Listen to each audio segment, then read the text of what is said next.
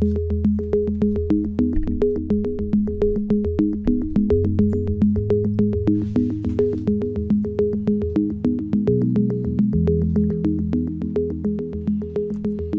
there, big welcome back. Today on this video we're looking at the power and potential of good public speaking. Let's get started. Now there are a couple of great quotes here that I love. George Bernard Shaw. Some men see things as they are and ask why. I dare to dream of things that never were and ask why not. Bobby Kennedy used that quote, but he didn't actually credits George Bernard Shaw for it. Great quote though, isn't it? And Helen Keller, who was a woman of great faith in her life, who did some amazing things to help other people, she said, security is mostly a superstition. Life is either a daring adventure or nothing. Good stuff. And Henry Ford, we all know him, the car maker. Whether you think you can or think you can't, you're right. And failure is simply the opportunity to begin again, this time more intelligently. I love those quotes. So let's have a look at the power and potential of public speaking. And first, we'll take a look at a few famous speeches that changed history. Martin Luther King, 28th of August, 1963. I have a dream that my 4 children will one day live in a nation where they will not be judged by the colour of their skin, but by the content of their character. That's hugely famous, and it was so influential. The potential and power of Martin Luther King's speeches was phenomenal. This particular speech was only 17 minutes long, but was pivotal. Pivotal in terms of the struggle of racial equality in the States. What an impact he had. Winston Churchill, the great British Prime Minister and leader, on the 4th of June 1940 he said, "We shall defend our island, whatever the cost may be. We shall fight on the beaches, we shall fight on the landing grounds, we shall fight in the fields and in the streets, we shall fight in the hills, we shall never surrender." I was really tempted to do the Winston Churchill voice then, but it wouldn't have worked very well, I don't think. You would not have been impressed. But you've got to be impressed with Winston Churchill. From the 27th of May to the 4th of June 1940, 336,000 Allied troops were rescued from the beaches of Dunkirk in the Second World War. It's a well-known story. It was described as a miracle in Parliament and triggered one of the most well-known speeches of Winston Churchill, namely the one that we've just taken an excerpt from. Famous speeches that changed history. What about Nelson Mandela on the 20th of April 1964? I've cherished the ideal of a democratic and free society in which all persons live together in harmony and with equal opportunities. It is an ideal which I hope to live for and to achieve, but if needs be, is an ideal for which I am prepared to die. What an astounding statement that is, huh? Mandela became his country's first black president in 1994 after spending 27 years in jail, and is held up as one of the greatest leaders the world has ever seen. He gave some amazing speeches, and his words were even smuggled out of prison, you may have heard. Another famous speech, Emmeline Pankhurst on the 13th of November 1913. You have to make more noise than anyone else, she said. You have to make yourself more obtrusive than anybody else. You have to fill all the papers more than anybody else. In fact, you have to be there all the time and see that they do not snow you under if you are really going to get your reform realised. She was a hugely inspirational leader, and many, many women followed her, and great things were achieved at great personal cost to her and others. She led an army of women to the streets of Britain as leader of the suffragettes. Her freedom or death speech in 1913 was one of her most famous. How about John F. Kennedy, 20th of January 1961?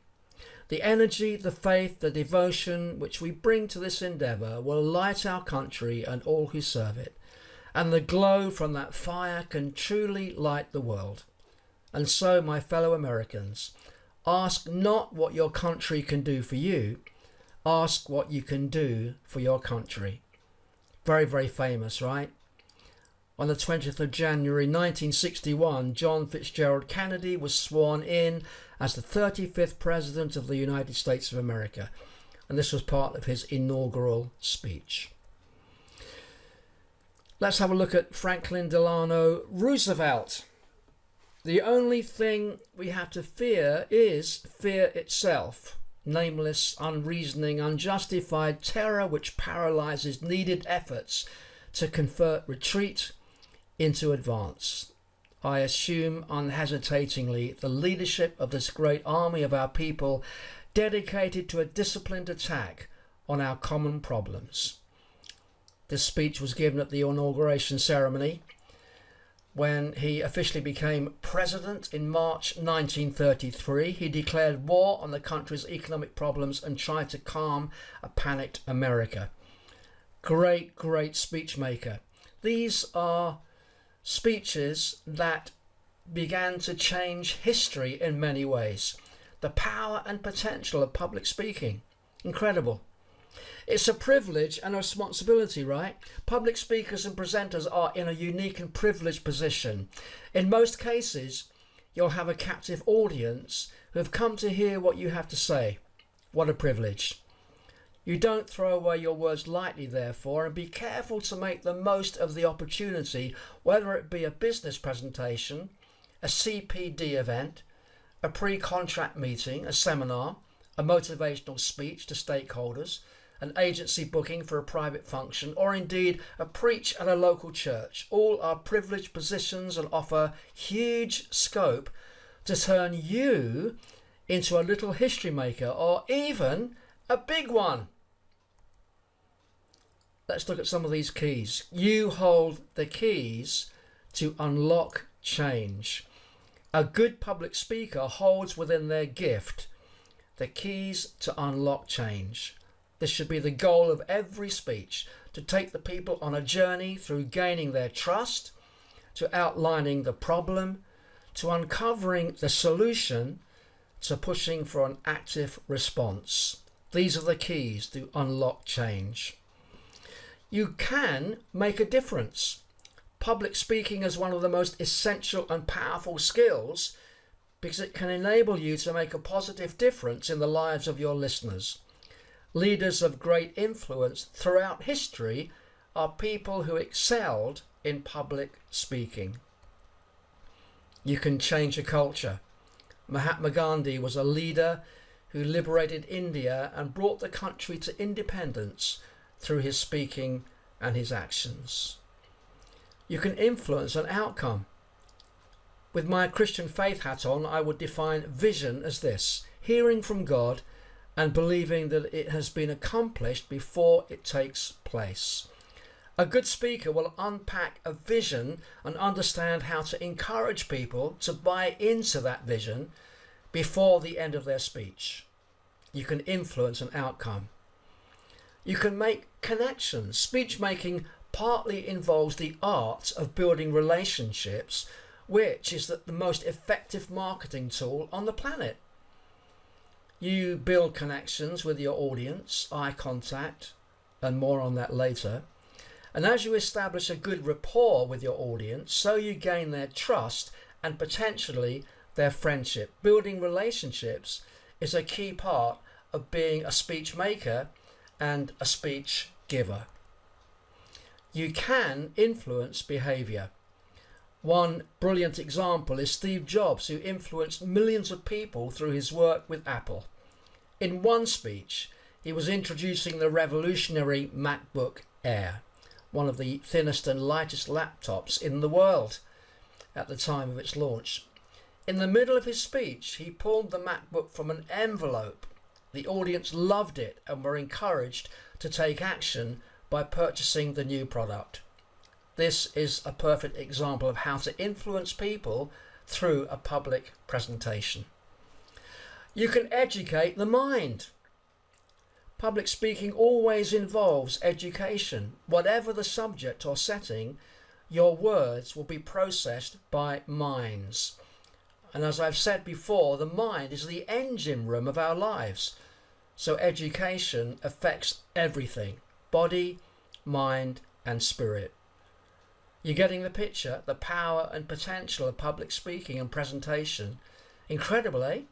It is incredible, and it's a great privilege and a great joy, and must never be taken lightly.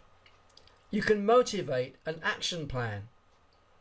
Winston Churchill joined the Royal Cavalry in 1895 before entering politics and serving as Conservative Prime Minister twice, from 1940 to 1945 and from 1951 to 1955. He is famed for leading Britain to victory in the Second World War, and his speeches have gone down in history as life-changing, motivational, and transforming. I think you'll agree.